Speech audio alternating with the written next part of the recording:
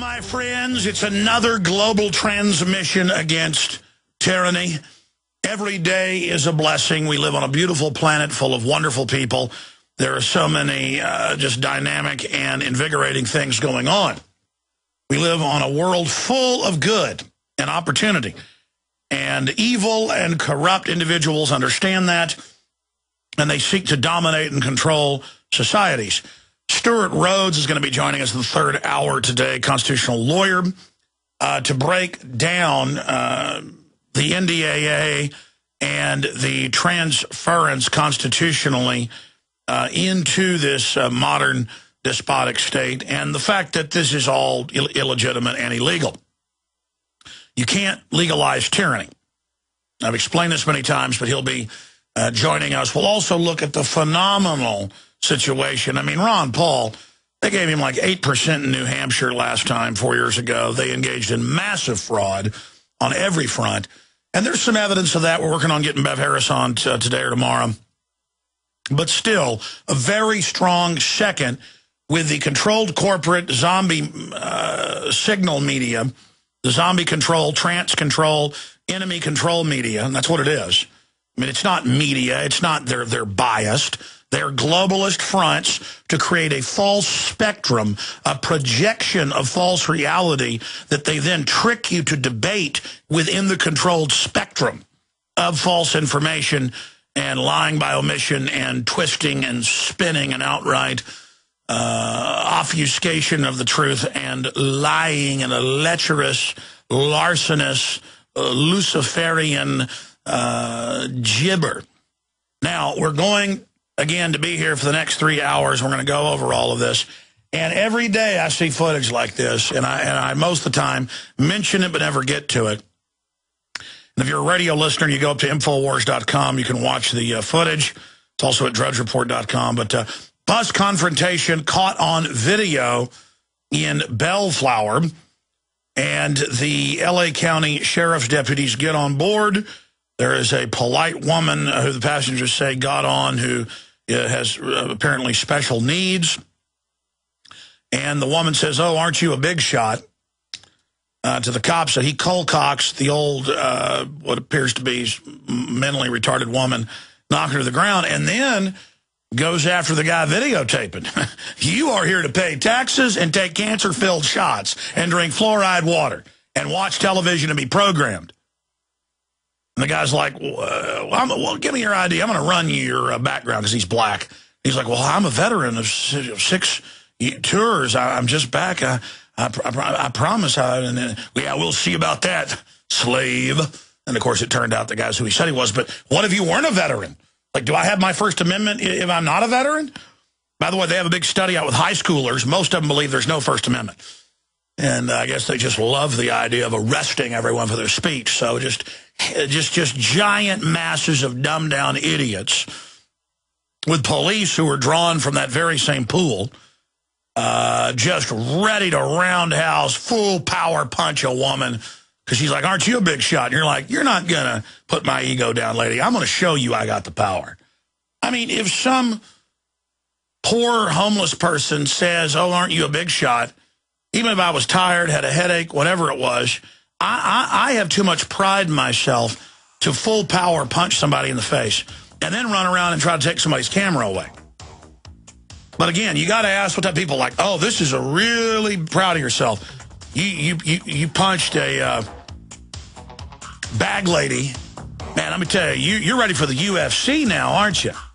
I tell you, I always grew up thinking someday I'll be a real man. I can full power punch a bag lady in the face and knock her down. I'll show her. All right, we've got some really big breaking news, obviously, here today. You know, I told you back in October and then in November that war was already taking place in Iran. And now, if you just type in, "war is already taking place in Iran," you will see hundreds of newspapers and publications just now telling the population this. Kind of like the New York Times 2 weeks ago, and again yesterday, came out and reported, oh, the government in Fast and Furious is also laundering millions in drug money. No, it's not millions, it's hundreds of billions. Now, again, I'm not tooting our horn. This is all in federal court. The government admits to this, the so-called government.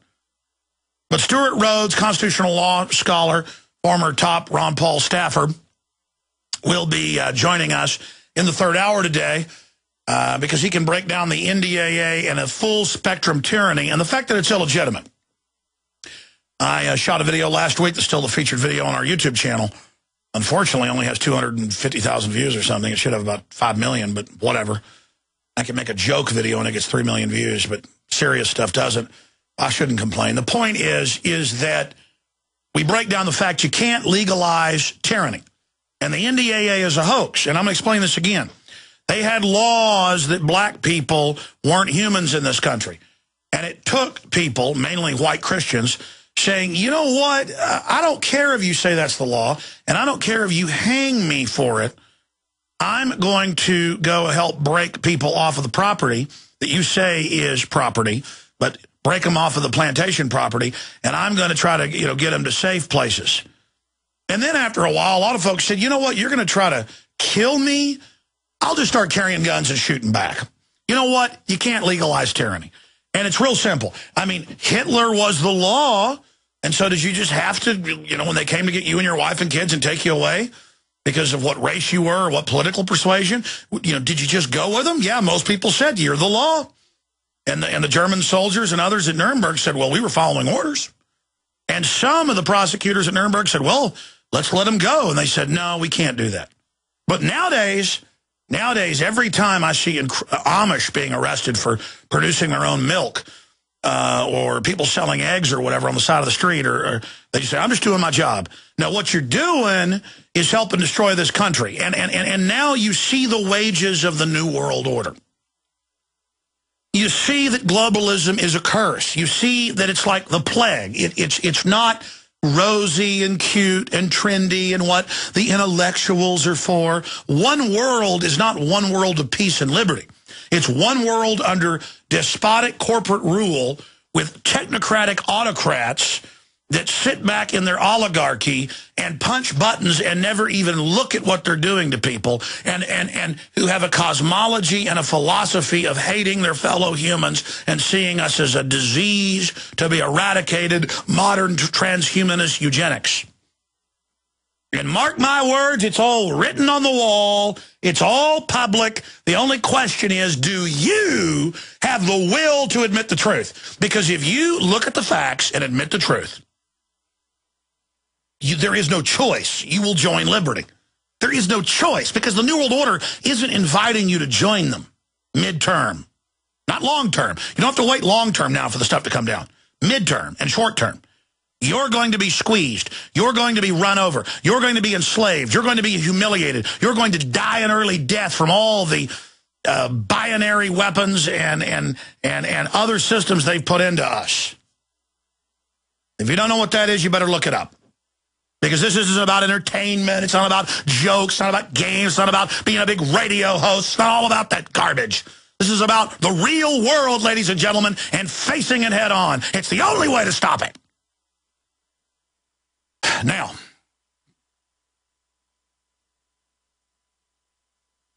what's amazing is that in the last 5 years, there have been hundreds of assassinations and thousands of killings.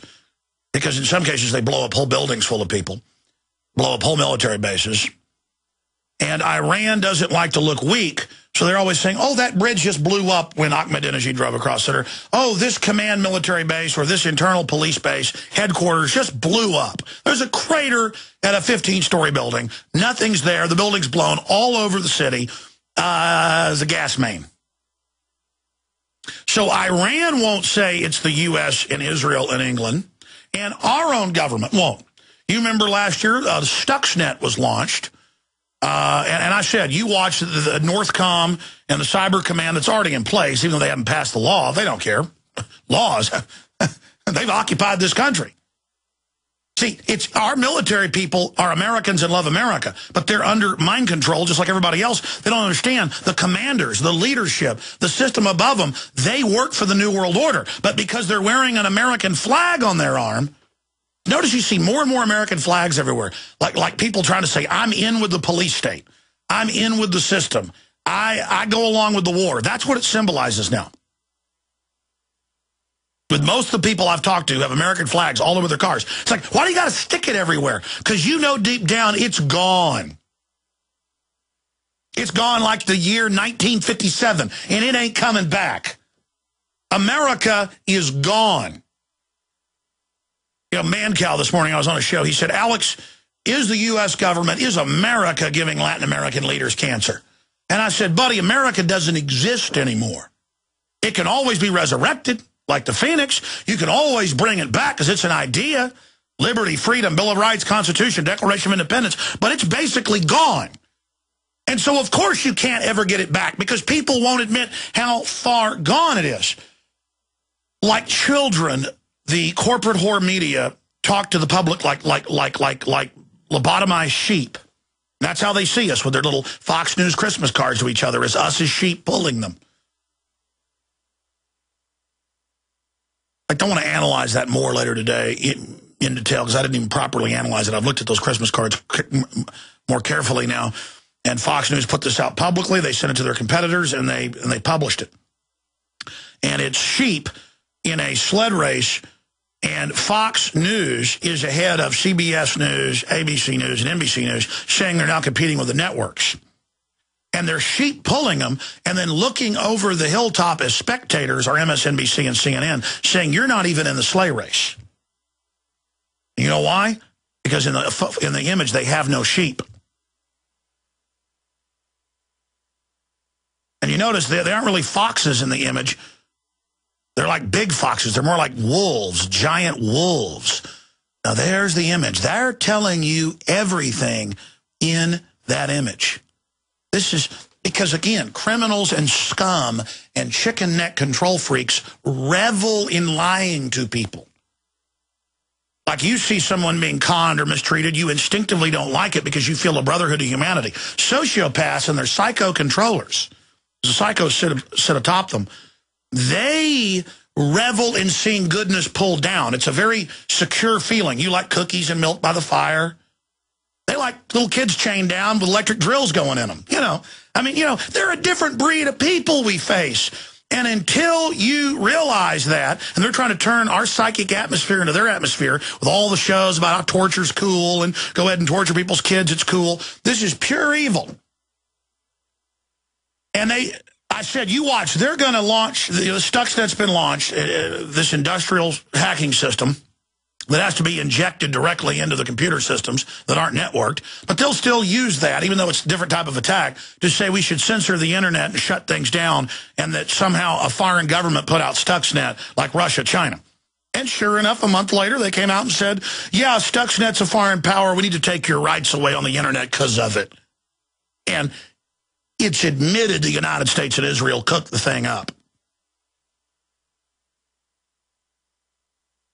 Now, Iran, in the last month, has had top generals shot, top scientists car bombed, military bases blown up, and they're giant. The whole base is a crater. And the news says, an ammo dump blew up. Yeah, right when Ahmadinejad was supposed to arrive, he arrived late. He knows how to move his schedule around. But the top missile general, he did die. Well, now there's another one. And the New York Times is making fun of people that say Israel is involved. I mean, folks, do people read these mainstream newspapers to feel like morons and to know you're being laughed at and talked down to? It's like that Dana Bash on the news saying, I'm worried about him being elected, ruining it for the other Republican person, and so are other Republicans. What does that even mean? Ron Paul's going to ruin Iowa. He's going to ruin this. He's going to ruin it for the Republican nominee. This talking point that he'll make Obama win. On CNN, they just dispense with any fair objectivism because they're scared to death. They're running scared. Oh, my gosh, the sheep aren't acting like sheep anymore. So I told you, In the last 4 or 5 months, they've escalated, blowing stuff up almost every day. Now, if that isn't a war, I don't know what is.